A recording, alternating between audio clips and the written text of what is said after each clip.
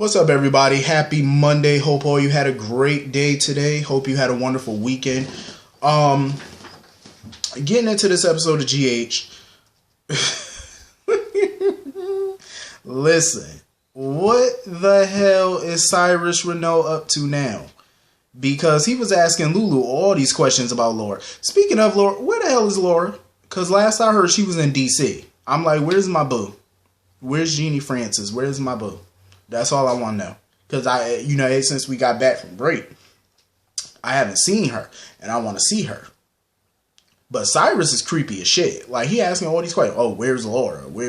None of your damn business. Talking about, I got ideas for the hospital that I want to run by our mayor. First of all, you could talk to anybody on her administration just like Lulu told you. There is a deputy mayor that you can talk to. But of course, he doesn't want to talk to surrogates, as he called them. And mind you, he emphasized the word surrogate. So I'm like, what the fuck that mean? Because the way he said surrogate, I was like, what the hell is this man up to and what do he know? Cyrus is creepy because every time he looks at somebody, he got this creepy ass Cheshire grin on his face like he the devil himself. And, what is you up to, old geezer? What is you up to? The knockoff Steven Seagal. I just want to know, what are you up to? Because that man always got an ace up his sleeve, and I want to know what it is. Like, I'm not playing with this geezer. I'm really not. I'm not playing with him. Cyrus, if you got something deadly planned for Laura, you better get it out your mind, because I want to know what he up to. So, of course, Sam comes over there, interrupting, trying to figure out if Cyrus was bothering Lulu or whatever. I'm like, Sam, you're not going to do nothing, so you might as well go sit down. I don't even know why you came up asking, is he bothering you? What you going to do about it? Even if he was bothering her, what you gonna do? You better sit down somewhere for you become the next victim of his hit list. You better go have a sit down. You done seen what he tried to do to Jason now. You better go sit down. Like, I don't know why. See, people, I respect the fact that people like TJ and Sam and Lulu think they big and bold, like getting up in Cyrus' face like he won't check you. But y'all need to know that this man will check you. You might want to sit down. Like, he might be smiling right now, but don't push too far and get cute. Because he will put you in your place. So you might want to go sit down.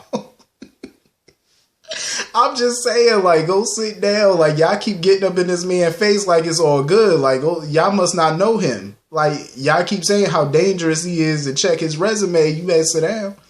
I'm pretty good shit. Cyrus look like his pen strong. You better have a sit. You better have a seat. Have a little sit down somewhere now. Cyrus don't be playing. Better go ask Jordan how he do. I'm being honest, go sit down. Stop getting up in this man's face. He won't check you. Go sit your ass down.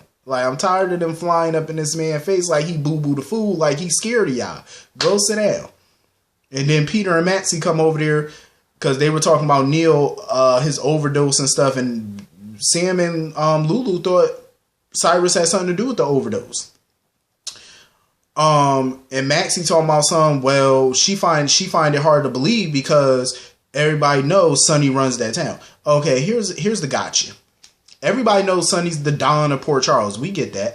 But do it look like Cyrus is scared? Sam should know. I mean, come on. We all know Cyrus tampered with Jason's bike and damn near killed that man. So if he could do that to Jason, and everybody knows Jason's track record. They know his resume. They know he'll kill you. But if he could do that to Jason and not break a sweat doing it, doesn't that tell you he's not afraid of the Corinthos organization? Doesn't that tell you that he's challenging Sonny's authority? Clearly, that's what he's doing. And the only reason he's getting away with it so far is because Sonny has been preoccupied with the Mike situation. Don't get it twisted, though. Like I said before, Sonny ain't no slouch. And I feel like if Sonny wasn't dealing with this Mike mess, he probably would have been, it would have been an all-out war so far in Port Charles if he wasn't dealing with Mike.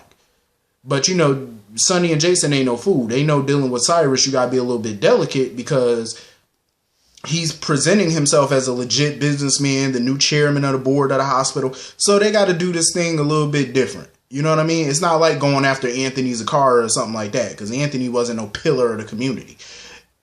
Hell, the police department wanted Anthony gone. They couldn't wait. Shit, they didn't even care if Sonny got rid of him at that point.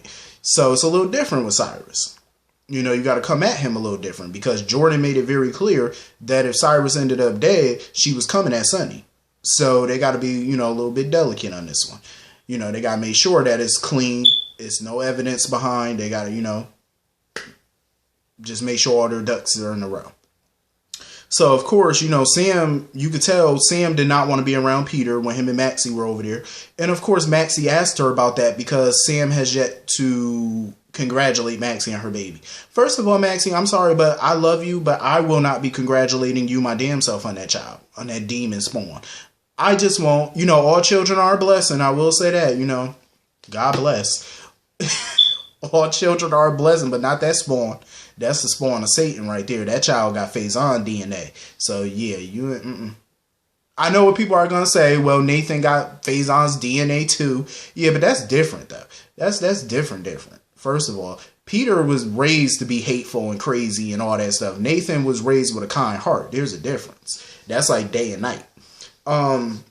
That's like apples and oranges right there. You can't compare the two. With this child, you never know where this child might grow up to be like. Especially with Peter's influence. So, Maxie was basically wondering if her and Sam were still friends, and Sam had to, reassure her, like, yeah, we're still besties and stuff. I miss the dynamic between them. Sam, Jason, Maxie, Spinelli. I miss the dynamic. Remember when they were younger and stuff and they used to all get into all type of mess together and Maxie used to irritate the hell out of Jason? I miss those days. Like, you don't even see scenes with none of them together like that. All together, like, you really don't. I miss the vibe, like, the friendship. It used to be fun watching them. Even though they used to hog up camera time, but it used to be fun watching them because of all the mess that they used to get into. And Maxie used to get on Jason's nerves every day. I miss that dynamic, but I guess, things change. People get older. But I would love to see all of them in a scene together. Cutting up like they used to. So, yeah. Sam know damn well she don't approve of Peter because she know Peter ass is crooked. So, speaking of Peter, he basically want to know what Lulu's up to. Because we all know Lulu got a plan. So, she feels like they need to expose Cyrus on a national level. Because when they put him in there, the invader the first time, that was just local news. You know what I mean? They need to get A-list reporters on a national level to expose Peter, to expose Cyrus. So that's her new plan. I like it, but Lulu need to, pump her brakes a little bit. Like, you need to be damn careful about how you proceed. I'm just saying. Like, Lulu, don't do nothing stupid, boo. Don't do nothing stupid. Don't cross the line on this one. Because I'm telling you, if Cyrus find out what you up to, boom, boom. He might have you kidnapped. Hell, he might get you injected with something. You just tread lightly. That's all I'm saying. Calm down. Because, Lulu, like, she a little, tenacious, but she a little sloppy, too. She leaves a trail of breadcrumbs, and that's what you don't want.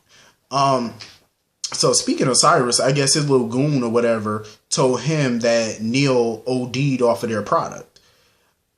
And I know Curtis and Jordan are trying to find a connection between Cyrus and Neil, but I really don't see how why would Cyrus want Neil dead?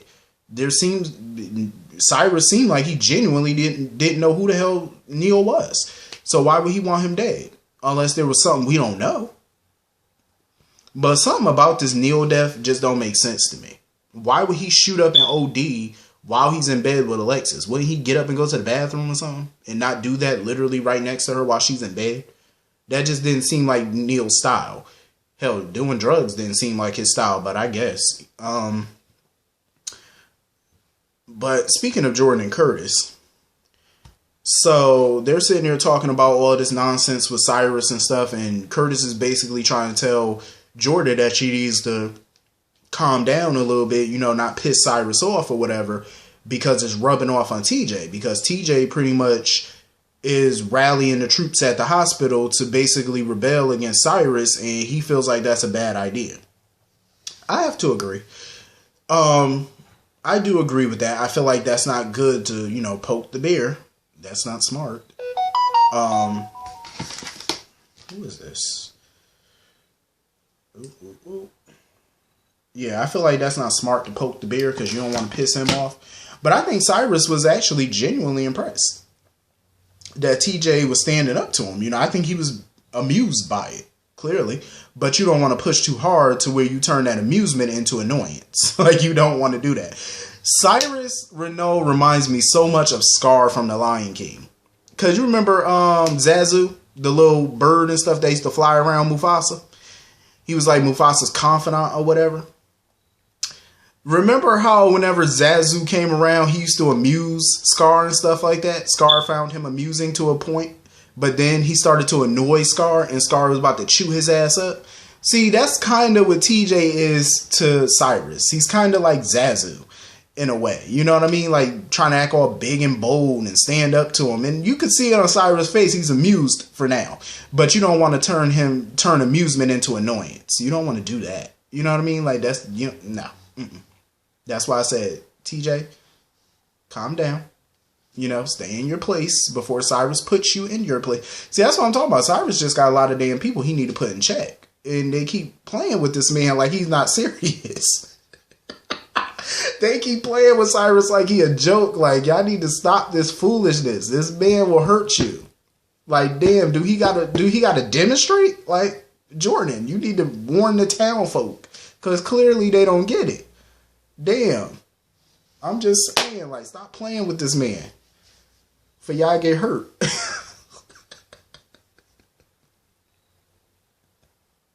like seriously. So anyway, moving on from that. So Aunt Stella come up in there, told them about Mike and all that stuff and why she was in town. But she pretty much made it clear that she wants them to find who did this to TJ. Who kidnapped him and stuff like that.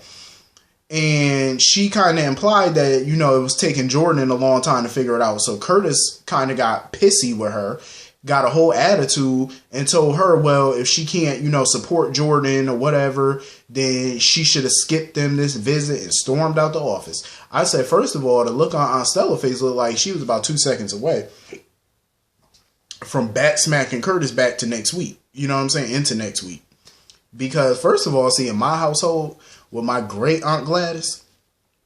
See, great Aunt Gladys was the type of person you do not play with. You don't get smart with her. You know nothing. Because my great aunt would have knocked your head off if you would have got smart with her in any type of way. I mean, that woman didn't take no back talk at all. Like, even if she said good morning to you, you better not say good morning back. You just say, hey, you don't say nothing back. Because if you say anything back, she take that as back talk. That's just how she was. Like, she'll just knock your teeth out your mouth as soon as you even catch an attitude. If you even think about getting an attitude. If you even close the door the wrong way. That's just how great Aunt Gladys was. God rest her soul. But I miss her, though. I love great Aunt Gladys because she ain't play that nonsense. But anyway, he came back in and he apologized. I kind of understand why he went off for a second because I think the pressure is getting to Curtis because they're bottling so much in with the Cyrus stuff that the pressure is getting to them because they know how bad they want to lock Cyrus up. Like, they want to take him down so bad. And they're upset because it's like they know he's dirty. They know he's a killer. They know he's all these things. But right now their hands are tied and they can't do a damn thing about it right now because they don't have the upper hand. And it's taking forever for them to get the upper hand. But my thing is, Jordan ain't making it no better because you keep doing dumb shit for this man. Like, you keep doing criminal things for him, getting yourself deeper into this. And it's making it hard to nail him on anything. Like, they need to figure that out. So anyway, moving on from that. So Alexis is at her doctor's appointment or whatever with Portia. And of course, Molly sees Alexis at the hospital wondering what's going on with her. So she tells her, she got a little fracture. So Molly decides to join in on the doctor's appointment.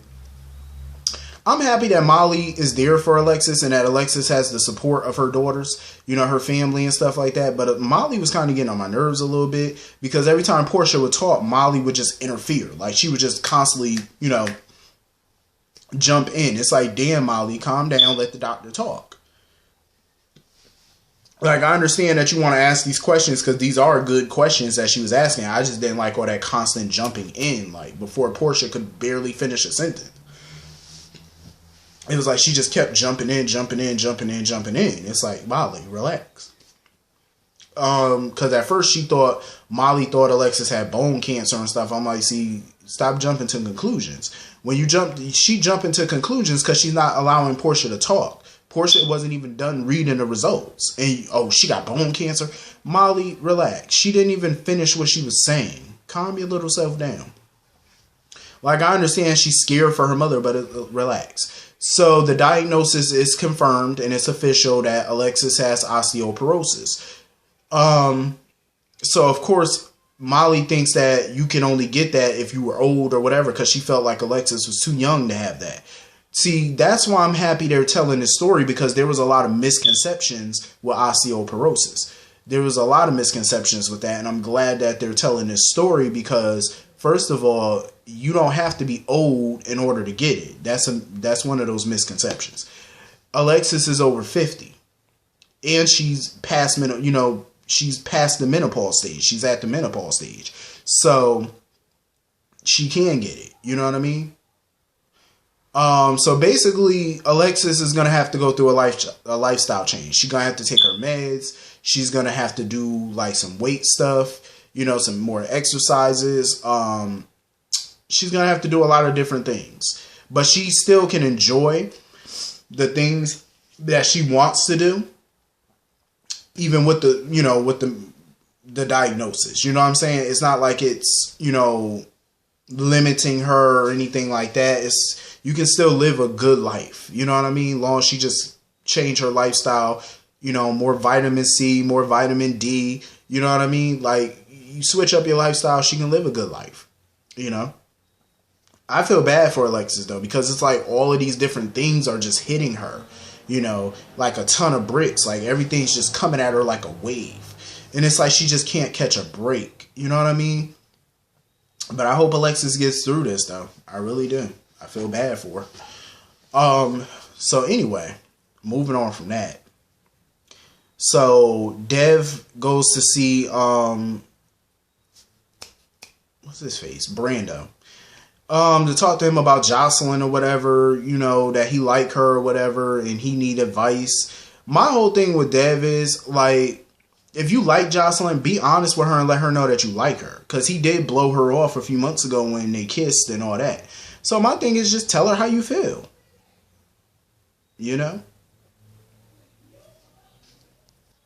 Dev need to just tell that girl how he feel. Get it out the way. Because I think Jocelyn, even though Jocelyn likes Cameron, I think the only reason she started liking Cameron was because A, Trina started liking him, and B, Dev rejected her. That's the only reason why. So if he just open up and tell her how he feel, you might get the answer that you want. You know what I mean? I understand they're kids and stuff, but you need to stop being scared. So anyway, moving on from that. It was good that, Jax went to go see Jocelyn and stuff to be there for her. Because she has been through a lot for her age. I get that. She has. But she is taking it like a champ. She still got a smile on her face. She's still trying to move on with life. So that's a good thing. I'm glad that he was there for her. So when Jason went to go see Brando, he told Brando about the surveillance camera that he put in there. And Brando sitting there trying to act like he was a little upset by that or whatever, that he was being spied on. First of all, I agree with Jason wholeheartedly. Skepticism, being skeptical of people actually does save your life because you can't sit there trusting everybody. Even though him and Sonny knew Brando wasn't working for Cyrus, they still had to verify. They can trust you, but verify. You know what I'm saying? Just in case their instincts were wrong. Because your instincts are not always going to be right 10 times out of 10. 9 times out of 10, they're right. But there's always that one chance that you're wrong. So they wanted to see if they were right or wrong on this one. And they turned out they were right. So, you can't fault them for that. Being in the business that they're in, they can't trust every single person that come in their life. You know what I'm saying? When they're dealing with certain people, like Osiris or something like that, they know what to expect. But when they're dealing with somebody that they've never dealt before, like they never dealt with Cyrus before, but they knew his reputation, so they knew what to expect. Brando, they didn't know shit about you. You know what I'm saying? They knew absolutely nothing about you. So, of course, they're going to spy on you a little bit to see what you're all about, see if you're, you just you can't trust everybody. So, Jason pretty much told Brando that he got a plan. I want to know what the plan is, like what Jason came up with. That's what I want to know. Like, what plan did he come up with to neutralize Cyrus or deal with Cyrus? Hopefully it's a good plan, Jason. Hopefully. I hope he came up with something good to neutralize this fool. So anyway, moving on from that, Jax is still trying to get Carly to cover up this nail situation. Jax, you of all people should know, cover-ups don't work. Eventually the truth is going to come out. Carly, she's sitting here talking about she still haven't told Sonny and that she not planning on telling anyone about it. Carly, stop being stupid. Because I can understand initially her not telling Sonny because of everything he's been dealing with Mike. I get that. But you still need to tell Sonny what the hell going on because, one, you're keeping a secret from him.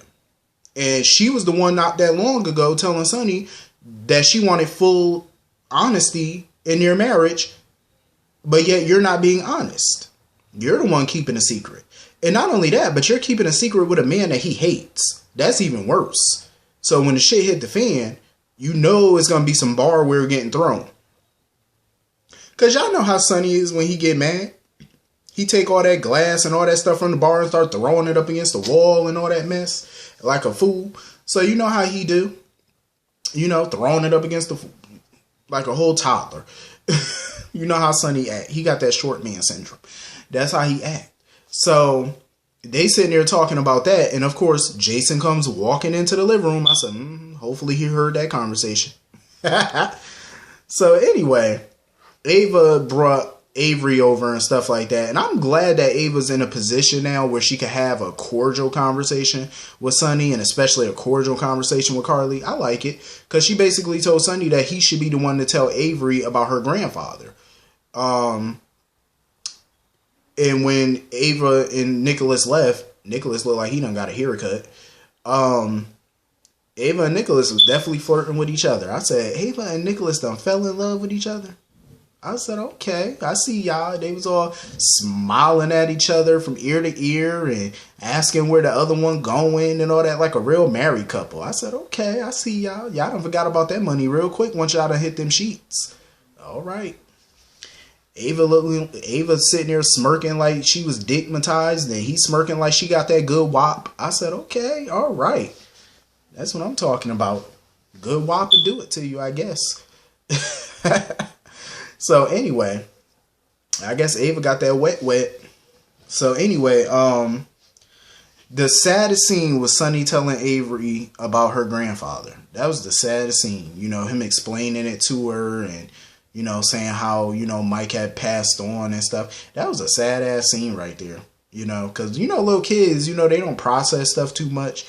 But, I'm glad Sonny didn't put it off because Carly basically told him, she's old enough to know about life and death and stuff like that, which is true. She's not young.